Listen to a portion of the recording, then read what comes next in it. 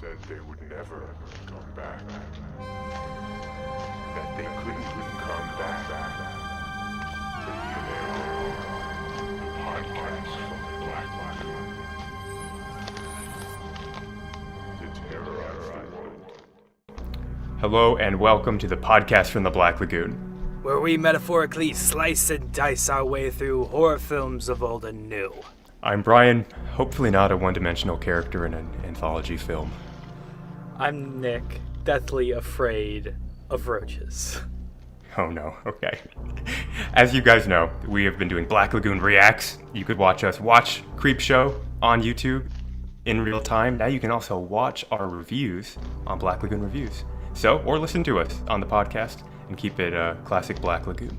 So Nick, tell us what we watched today. Yeah, so today we watched CREEPSHOW, which was directed by George Romero. And as of recent, as you could have told by all the episodes that we've covered so far, we've been in a Romero kick as of recent. We have been, and it's been great because this is a guy I didn't really explore beforehand. But man, he's good. It's not necessarily our fault either, because we have people just saying, "Oh, you should cover this," and then come to find out it's George Romero, Tom Savini. Just let's just keep this shit going. So yeah, I'm loving it. Let's kick back and read a comic book. Just be careful; those horrors don't bleed into reality. Okay, that works. I like it. Yeah. Nick's inaccurate synopsis, now in video form. You can watch me awkwardly stare and then try to think about what to say next. We've been doing it for years in audio. Now you get to see it in visual I like form. that one. Yeah. I think that works really well. You know what? I think that is the heart of this movie is, well, Ebert has a great thing to say about it, but we'll get into that later. The moment I finished this reaction with you, I had so much to say. So I'm excited to jump right into that. You want to hop into the guts, or do we have more to do? I just want to preface, like we'll cut this out in the audio version of the podcast, but this is an entirely new territory for us, visual wise. I'm really excited to see how far we can take this. Yeah. So we've been doing the podcast for 4 years, trying to figure out what works, what doesn't work, what we should add, what we shouldn't add. And eventually, we are going to add a live stream version of the podcast. So we have links. We have links on our banners and stuff. Links will be in the description. And eventually, maybe even next week, if we have the time, we'll do a live stream. So we'll keep. Yeah. If you want to know more information on that, you can just hit us up in the comment section below. Or if you subscribe to our Patreon, become a member of the cult.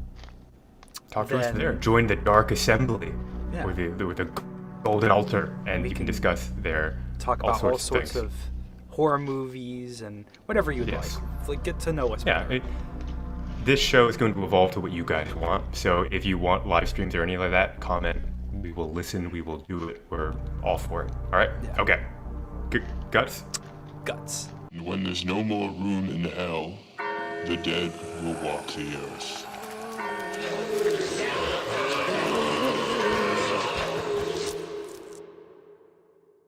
Okay. Before I say anything, because I feel like I might get burned at the stake, I thought this was a very fun movie. Thought it was stylized. Thought it was goofy and very 80s fun. It was entertaining. It was good to watch with a buddy. I was probably stressed out in not a good way most of the time, though. I felt like all the stories were cool, but it was always 20 minutes until something finally happened, and I can't say those 20 minutes were spent on valuable material that was creeping me out. It was just oh, he's gonna drink now. Oh, he's gonna call his wife. Oh, that didn't work. It's no, just get to the thing that happens. Was the waiting process really worth the payoff Was it? In Like, some cases, like I wonder. I feel like I don't know. I feel like my least favorite short story, if you could call it short, would be the Leslie Nielsen one. Which one was that called? I don't even know what it was called, but I just have it written down as hole in the sand is how I'm ranking it. As the hole in the sand one. Hole in the sand. Because there was like at the very I don't want to. Alright, you know what? I don't want to start out just being like, nah, no, not this one. I really truly did think, like when this started, you can see in our reaction, I was here for it. Yeah. I loved the soundtrack. I thought the comic book stylization was really cool. I was ready to be thrown into anthology story after story. I think the solution, I know this is a classic, I know people are going to hate me, but we're just trying to speak honestly. You don't want us to bend and just say whatever everybody else is saying, I promise.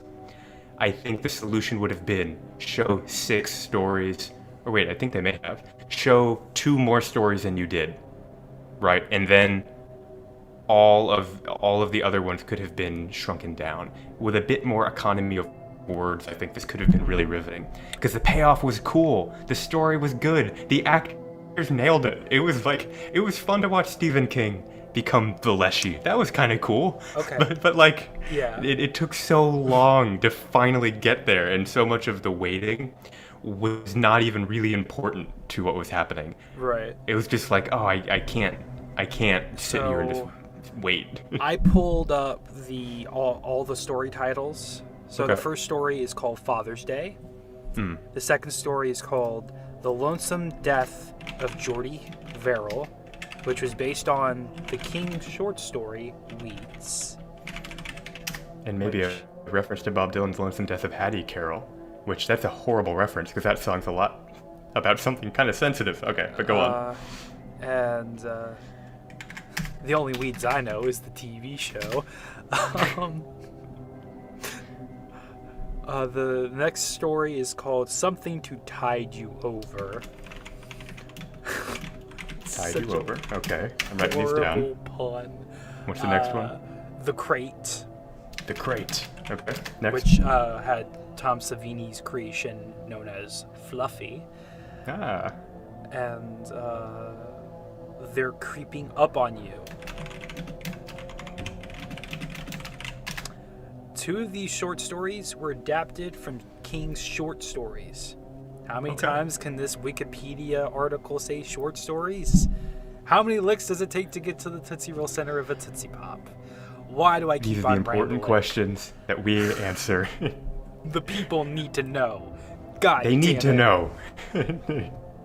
Okay. All right. But I mean, let's just rank these things. What are we waiting for? I will say, okay. Well, let's start from worst to best.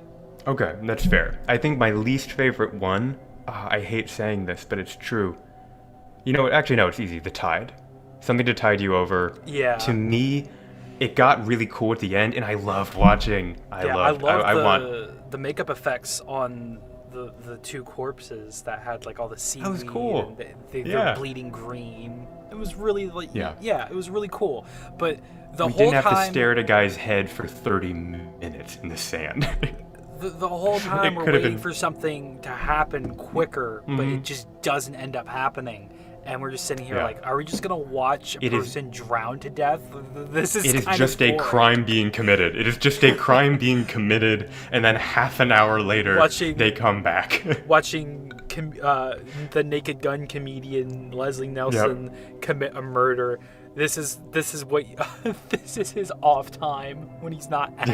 Yeah. He's murdering people. Yeah. That's how I'd like to imagine it. George It makes it Romero more interesting. following him around with a camera. Let's Yeah. start a documentary on Leslie Nielsen's life. Oh, no. He's just murdering people. But I will say, it was goofy and had a lot of character. That skit. it did. It just did. went on really on- way too long. Yeah, If way it were too shorter, it could really be engaging. Like, all the actors were great. The soundtrack was great. The idea was there. Like, it works. It is just that it was dragged out. And this movie didn't have to be 2 hours. I love how I picked out the song that they were going for, which I forget what it was now. But then Leslie Nielsen was humming it too. Yeah. I'm like, that just further confirms. Stephen King's really into music, like getting songs into his stories. I've noticed. He loves AC/DC, and Really? Maximum Interesting. Overdrive is one of the movies that he directed, and that soundtrack is full of fucking AC/DC. So Something to tide you over. Least favorite. I agree with you. So keep note of that. Got it. Number 5. Number 4, I'll go with The Lonesome Death of Jordy Verrill. Although I did like the special effects of him turning into like this grass creature, and everything that he touched just started turning into grass. Stephen King, over the top, hillbilly, touching a meteor. It's just, we've seen it. We've seen it 1,000 times. All of these Stephen King touching meteor hillbilly movies. Damn him. Come on. What? Again. I think he has a fetish for meteors. Not gonna lie. Do you think that's it? You think that might be What was it? the one Stephen King movie on Netflix that we watched? I thought we were gonna cover, but we didn't actually end up doing. Was it In the Tall Grass? It was in the tall grass, and it ended up being a giant meteor. Yes, that's right. I think, is that my number 4? Yeah, that's my number 4 too. We'll say that. All right, number 3, I'll leave with this one. I'm thinking number 3. Oh, I hate to say it because it could have been my favorite, but The Crate is number 3 for me. Really? That could have easily been my favorite, but that is the epitome of it taking 45 minutes to finally get to something. Like, it was so long until things happened. So it did keep me wondering, it kept me curious. The monster probably had the best payoff out of all of them. Yeah. But it took so long for anything important to happen. And then the guy going crazy and nobody believing him, and then I was just like, oh, I cannot sit through this. Right. I have so to The Crate's say, number 3 for me. Father's Day was my number 3. I don't know, it was just really boring to me. Really goofy. Where's my cake? I want my cake, you bitch. Like, oh my god, this old man needs to die, and he does. He gets his up and comings. But what was that scene with the tombstone? Like, he was using the Force or some shit? Like, It seemed, something like that. it was just really weird and out of place. It felt out of place. And it definitely, when you pointed out, it's like the Austin Powers cart scene. Yeah. No! Yep. A lot of this movie felt like that scene. And it's such a shame because it has so much in it. Like, there's so much life and creativity in this film. I totally get why people watch this and they're like, this is the movie. It just, watching it today as like a modern viewer, looking back, there are so many conventions that maybe at the time felt really cool and fun, but now they've been done to death. And it was hard to sit with it, you know? So, my number 2 Here, is well, The let's Crate. trade off here. Okay. Well, that's all right. That wouldn't have... I just don't want us to infect each other's points, but good. Okay, The Crate for you. Yes. That's your number 2. Mine is Father's Day. I just wanted to say The Crate, yeah, it did take a really long time, but I liked the Fluffy character, obviously, because Tom Savini. Very cool. Just it's an amazing character, and when it starts killing people, you get like this really nice payoff of visual effects, the violence, him biting into somebody's neck, and just it was his teeth were raking into their flesh. Yeah. Oof. And when that wife dies, yes. I love when was it Marty or whatever his name is fantasizing about Billy's death. Mm-hmm. And what the hell is with her and putting bourbon in milk? Is that a thing? Is that a thing that people do? Let me, before all of the milk bourbon lovers, you freaks, come and attack us in hordes. My issue isn't so much the fact that these two drinks are mixed. It was that she put a splash in a cup of milk. It must just taste like sour milk, right? Can it be good? Could it be good? I feel like there are people out there that like to dunk their Oreos in bourbon. I have trouble picturing this. I don't want to picture it, but there it is. You know what? More power to you. You live your own life. Your number 2 was Father's Day. I would Yeah. like to know why. I don't really enjoy it. I don't like the murder mystery element. I know, hold on. And I don't really at all relate to the high society everything. I don't know why there was so much of that. Like, so many of these stories were like, the aristocracy deals with horror. Like, what? Who here is watching from their ivory tower? That was weird, but I like this. Started off the movie with so much momentum. And this was the one that showed me full on what I was getting into. It was so goofy and over the top. And I was like, yes.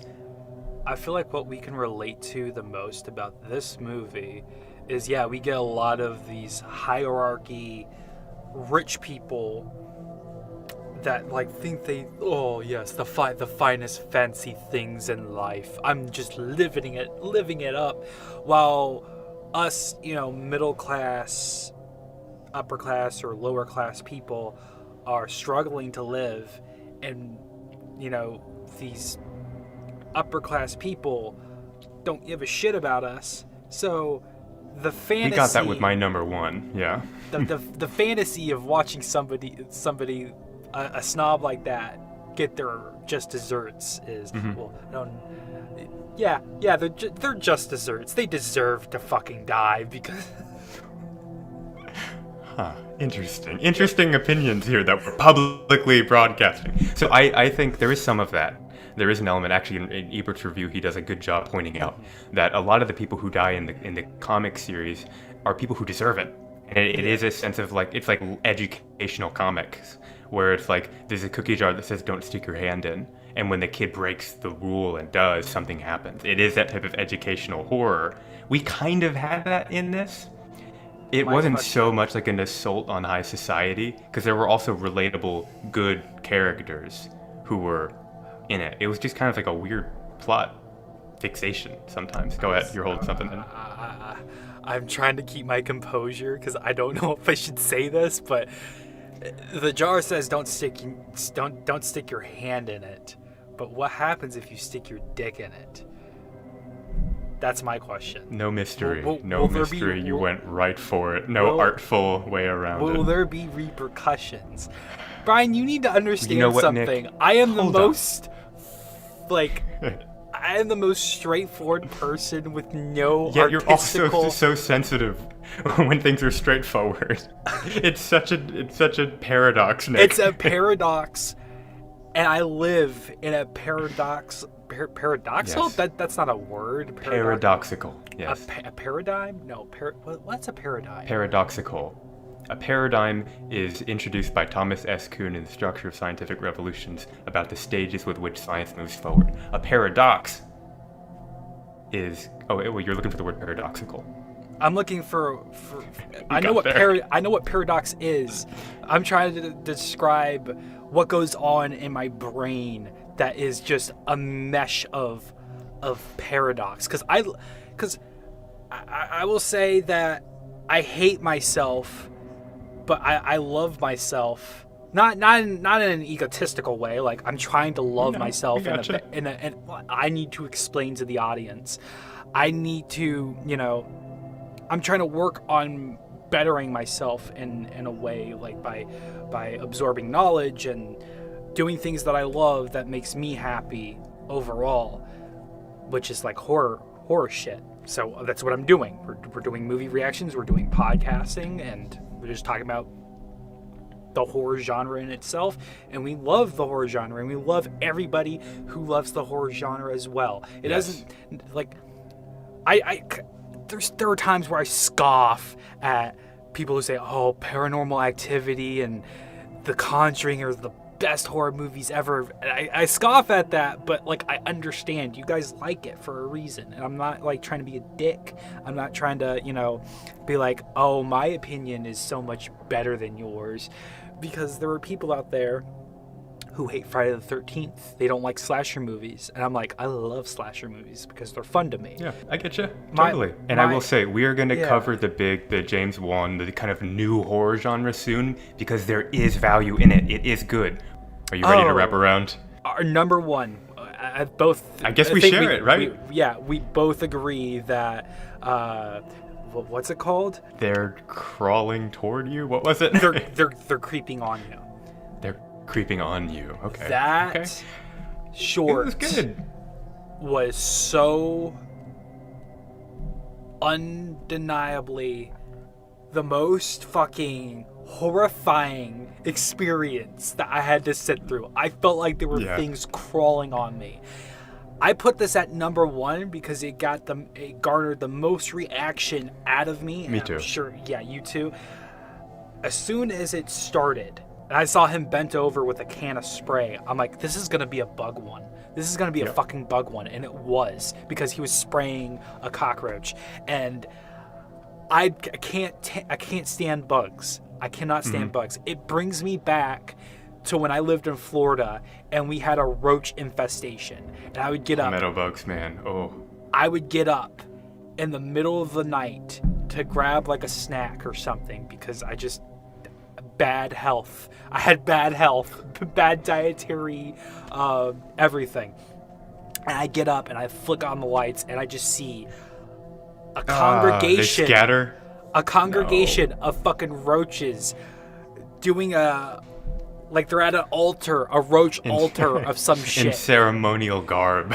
in like black, like hooded, Yes. and they're just like Yes. sacrificing a roach virgin and everything, and Oh, like man. Satan and shit. But they just scatter, and I'm like, Oh, it's the worst. and then they're hiding. No. So watching. this brought me back to my teenage years, and I no. Stop. Yeah, this is relatable terror. This whole time we're doing terror of different tiers that we can relate to, can't relate to. This one was like, okay, we all have an inborn fear of insects because of probably the evolutionary idea that they can like spread infections and disease and all that. You see a cockroach, you tense up, you freak out. That works. It's kind of like, it's almost unfair how effective Brian, it is. But I don't know about you, but I certainly most definitely, without a doubt, relate to Father's Day. Like, I've had relatives rise from the grave using force powers to kill people. don't you at hate their when your own... champagne party's interrupted? I'm sorry. Because the heir to your estate killed her husband, which means the will is in question. I don't know. I live a high fashion life, high society or no society at all. Very interesting choice. What didn't work for me in this one, I still didn't think it was perfect. The character's very cartooniness, his one-note nature. He's just evil stockbroker who doesn't care about anybody. That was kind of like there were other Mr. Scrooge. stronger characters that were built up in the other episodes, but aren't you just waiting for him to die? Like this is the one episode where you were like, yeah, get it, man, you're out of here. This one had the best payoff, though. Yeah. All the roaches are no longer in sight. They make you think, oh, it was in his head. Okay, that's kind of cool. And then they're like, nope. burst out of Savini's his not done, my chest. friend. Yeah. Tom Savini, swarm. everybody. I fucking love his makeup effects. It was the movie itself was very cartoonish and a little weird, and I don't know if it was like the tonal shifts there were kind of like a slap in the face a bit, but it was fun. And that's probably why I really like this movie. It was fun. Yeah. I think a lot of the style and cartoonishness is what made it work. Because it does work, and there are moments where I'm genuinely having a blast with it. But it is just like how I can't overlook the gigantic just abyss of time that would pass before we finally get to the payoff. And that's what we're looking for. So if it was tension building in the meantime, that would be a different thing. But we have to remember this is an 80s horror anthology film. It's a fun flick. It's probably a good theater-going experience with buddies. Thankfully, we watched it together. If I watched this alone, I think I would have been a little bit less into this it. This movie is not meant to be watched alone. This movie is meant to be something like at a party. Like, oh, we're going to watch this movie, and then we're going to watch this movie. It's that type of movie. I think there's a lot of movies out there that are... That would be fun. Yeah, for sure. Yeah. One day. I think that's fair. So I don't want to come out and just be like, this anthology film.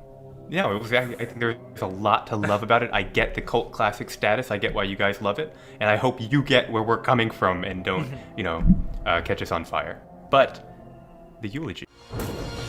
Ashes to ashes, dust to dust.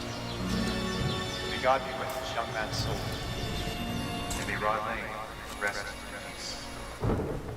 Okay. CREEPSHOW, 1982, 83. I think 82. I'm horrible at this eulogy thing, but anyways. It's only been a few years, don't worry. Oh, all right, I'll do Nick's eulogy. Don't worry about it. I got it. I'm just dying in the process. Yeah, I meant for you. You're gonna do my eulogy. We both got there. Yeah. You're the only person that I could trust to do my eulogy. To not bash you like you do with these movies when we're killing them, yeah. It is time to finally put CREEPSHOW 1982 to rest, where it shall shed its mortal coil and move on to the next plane of life. Good band. Amazing band. Now, go, leave this place, leave this land, wherever the next life may be. I shall bury this movie. Well, how are we getting rid of this movie? I think Voodoo Doll totally works. Hey, we didn't talk about that. Let's No, do we Voodoo. didn't. The story which contains all of these stories. Yeah. The kid with the voodoo doll who said, "Don't get rid of my CREEPSHOW comic book." Mm-hmm. Yeah, let's voodoo this thing. Never touch a kid's comic book. Never touch my can't do comic it. books. I will fucking kill you. Allegedly. Yes. Allegedly. I Allegedly. could fucking kill you. Yes. With a voodoo doll. He allegedly has. No evidence. No evidence. No body, no crime. Yes. So yeah, voodoo doll. And we're gonna be burying this corpse. Actually, you know what? No. I want to feed this movie to Fluffy. Let's feed this movie to Fluffy, throw it in a lake. Like that? It's a good send off. Yeah. And we're burying the movie, or dumping it into the lake with the absence of Tom Atkins' porn stash. Okay. And that annoying bitch Billy, who likes to put fucking bourbon in her milk. She needs to go. And They she made does that go. character. Fluffy eats. She does. So it's fitting. It's super fitting. I think it's fitting. Boy, I don't know what to do with this one. I guess I'm unprepared. I think I'll throw this film into the lake. You're always giving me shit about never being prepared. About You know what? me trying Let's just to. unload. Come on. Let's hear it. Oh, you're unprepared? Like one time out of the year, you're finally unprepared? Oh boy. Oh my god, I can't believe it's happening. Is it the end of the That was world? Is it like a fucking apocalypse about to happen? Like, is it gonna be raining roaches and shit? The roaches and rats are going to inherit the earth once all humanity is gone because you forgot to become prepared, Brian. Become I prepared. forgot to become prepared. You know what? What the fuck is wrong with me? I want a good comeback. I want a highlight moment, but I deserve all of it, Nick. I deserve all of it. Highlight moment? take it I in don't have a stride. highlighter. I don't have a yellow highlighter, Brian. How am I supposed to highlight this moment? Tell me, goddammit, how? A decade later, we're gonna have like Nick's puns, and it's just gonna be like a 5-hour video of you just saying going things camping. at me. Oh, yep. Oh, yeah. Plenty of that. You do like that one. Yeah, that's my okay. favorite. It's I don't know. What am I gonna? I'll throw it in there with Child? Don't make me do it. A child. Is it? Has it come Back full to the classic Black Lagoon has it Network. Has it come I am full you now. circle where you have become unprepared like me, and No. you just resort to stooping to my level, which is Of pretty just murdering children which in is- the eulogy section. which is pretty fucking low, by the way. I will say my level of like just not personality, morals. My moral standards are pretty fucking low. We Not- need it for this show. You are the counterbalance. I Right? feed You're what children makes crack. this seesaw keep going. I'm in an Okay, ice well, cream. I'm in an sometimes ice cream we- truck, and the ice cream is filled with cocaine, and Yeah. I just feed it to the children, and they keep coming for more, and it's a perfect business, perfect way to run a business. You get the children addicted to the sugar and the crack cocaine, and they just they murder their going. parents. They murder their fucking parents. They do. And now that I think about it, it is bad for business because now they don't have income. What have I done? Oh no. I'm running this shit into the ground. Man, he got it past Shark Tank, but So what are you now it's burying going it with down. again? I don't even remember. A kid. God damn it, a kid. This is who I am now. I'm you. I'm you at the beginning of this, where you would bury it with kids, and then I'd get mad at you and say, "You got to prepare it, man. We get to come up with it." We've come This full is circle. full circle. We I am the unlikable character in CREEPSHOW who finally gets what's coming to him. This is who I am now. Okay. Thank you, Stephen So- King. Voices. voices. Well, sometimes that is better.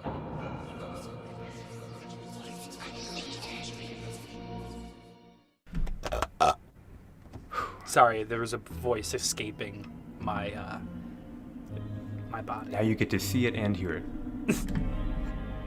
Yeah, that'll be real interesting. This episode visually. This one is from Cricket Bats.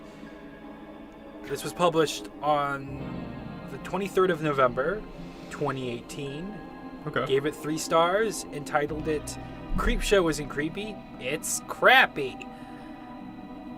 CREEPSHOW isn't creepy, it's crappy. This cheesy horror flick isn't very scary at all. In fact, it's annoying and boring. The acting is way over the top, and the stories are way too drawn out. I lost interest in most of the short stories before they got to the finale. Tales from the Crypt did short horror stories like this so much better. So, that is his opinion, which I kind of agree with. It did take a really long time to get to the punchline, to get to the carnage, eye candy, but I still think that some of these short stories were kind of worth the wait. Yeah, some were really cool. Yeah. I bet in the comic book form they're killer, you know? But it was a production issue, I think, of just like how much prefacing they did when some of it unnecessary. This is not a 3 out of 10 for me, though. I have a more favorable rating of it, but I get where he's coming from. I can understand that. I've got to bring in Ebert. Yeah. I can't end the show without Ebert. He's No, my we guy. Look, people say Ebert hates horror films. How do you like him? I love the man, and he doesn't really hate horror films. Normally, Nick, when you and I watch a movie, he comes and like gives us a reality check if we're fanboying over here, or he really appreciates something that we missed in a movie that we initially didn't like. I don't love it. think Ebert could ever give me a reality check because my brain is just Oh, yeah. off somewhere in the eldritch deep mythical underplanes of hell. Yeah, And yeah. but I do like to hear Ebert's opinion on He horror doesn't movies and stuff. hate horror. He doesn't thinks it hate can be horror. better. He has a different kind of refined taste. That's right. From me. I mean, and it's completely fine, and I like to hear his opinions. So go Good to ahead. bring it in. Let's bring his voice in. Let's just say this man, he loved Alien in The Thing like we love Alien in The Thing. He said, I get that. Here's his review of CREEPSHOW. CREEPSHOW plays like an anthology of human phobias. I should say I heavily abridge these. What could be more horrifying than sticking your hand into a long-forgotten packing crate and suddenly feeling teeth sink into you? Unless it would be finding yourself buried up to the neck on the beach with the tide coming in, or trapped in an old grave with the tombstone toppling down on top of you. Or having green stuff grow all over you. Or how about being smothered by cockroaches? He just went through all of them. Romero and King have approached this movie with humor and affection, as well as an appreciation of the macabre. They create visual links to comic books by beginning each segment with several panels, very cool, of a comic artist version of the story, and then dissolving from the final drawn panel to a reality that exactly mirrors it. The acting also finds the right note, totally with you there. Such veterans of horror such as Hal Holbrook, E.G. Marshall, and Adrienne Barbeau know how to paint their personalities broadly, edging up to caricature. That did feel very, like they're aiming for caricature. Nobody in this movie is a three-dimensional person, nor are they meant to be. They are all types, and their lives are all object lessons. He goes on to compare it to Tales from the Crypt, saying that it is kind of an educational anthology, not so much so, not as much as Tales from the Crypt, but close to it. And he gives it 3 out of 4 stars. He liked this. He said, I think he was approaching this in the way I do with some movies, where maybe the movie isn't fundamentally perfect, but it's like, it's exactly what fun. it wanted to be, and it did its thing perfectly. So you give it a high rating because it's just like, I can't critique it. It was good. Like, I get why this would be great.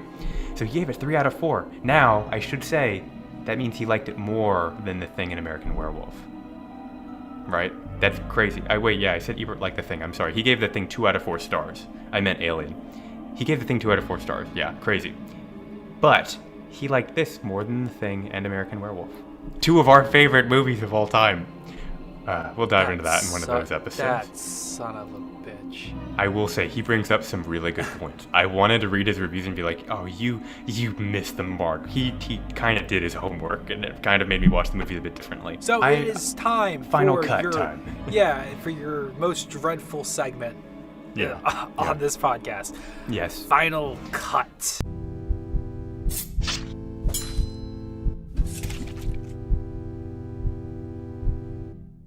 It is time to rate this movie. For those of you who don't know, for those of you who are just joining us on this podcast venture, I'm going to give this movie 7 out of 10 slashes. Hey, okay. It's not the best movie of all time, which would be 10 out of 10. It's not the worst movie of all time, which would be a fucking 1, which would literally be like me watching paint dry. This movie had some entertaining things. It has it has everything that you could ever imagine. It has Tom Savini behind the special effects. It has George Romero in the director's chair. It has Stephen King with some of the short stories written. And you know, I mean, I'm not necessarily a King fan, but if you like him, you like him. He's there. But I will say, like, even though I don't like him, I will give him his just desserts. He is an icon of horror. He's written like amazing pieces that will ever be cemented in horror history. But yeah, just not a particular fan. Anyways, 7 out of 10. It was entertaining. It was there were like a lot of funny moments. And I love the special effects, especially. I am approaching this film in a very similar way that I approach other films kind of like it that we've covered, which is, again, it's in its own little box.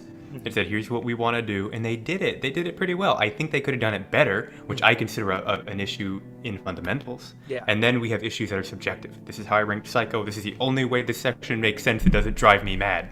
How good is it fundamentally? How good is it subjectively? Right. Psycho is perfect fundamentally. Subjectively, it didn't really hit me the right way. So it got a different rating than a 10 out of 10, which it fundamentally deserved. This film fundamentally flawed a bit. Think it could have been faster. Think it could have been more... Definitely faster. Some tension to drive us through those long moments. Some slow burn.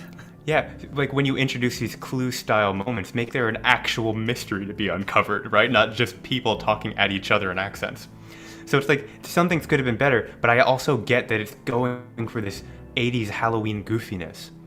And that's like, I get that.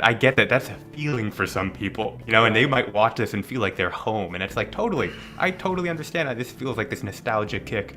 Amazing. It does have some like notable payoff moments, I think.